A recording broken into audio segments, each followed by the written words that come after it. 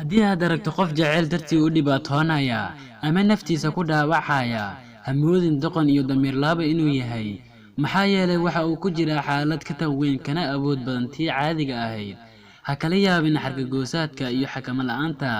sida wicitaanada badan fariimaha badan walwal badan iyo fikir aan kala go' lahayn weligaa ha ku qiimeynin naftaada dadka kale tooda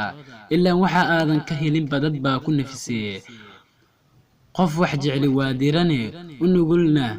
cida uu rabo waxaase caasi ku ah la jeclaadaha ka dhaga adag dhibka loo maro inaad wax jeclaato waa fursad in lagu jeclaado waa faa'iido inaad is jeclaataanna waa hadiyad guurkaaga ku xiran waqti balse ku xir hami ama isfaham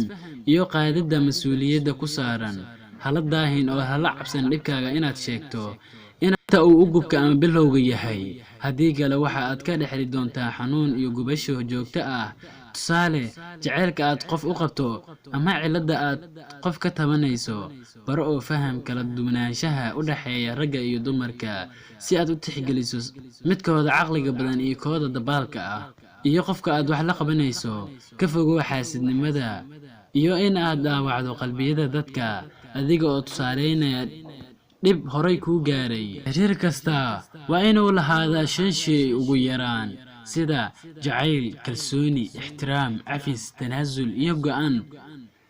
si loo wada xaliyo xaalad kasta oo soo gororta muhiim maahan in ilbiriqsi walba la wada hadlo waxaase dan ah in ujeedka la isla meel dhigo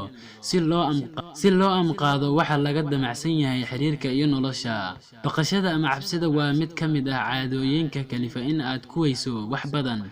waxaana suuragal ah in inkiraad bararka qaar dareenkaaga dhabta ah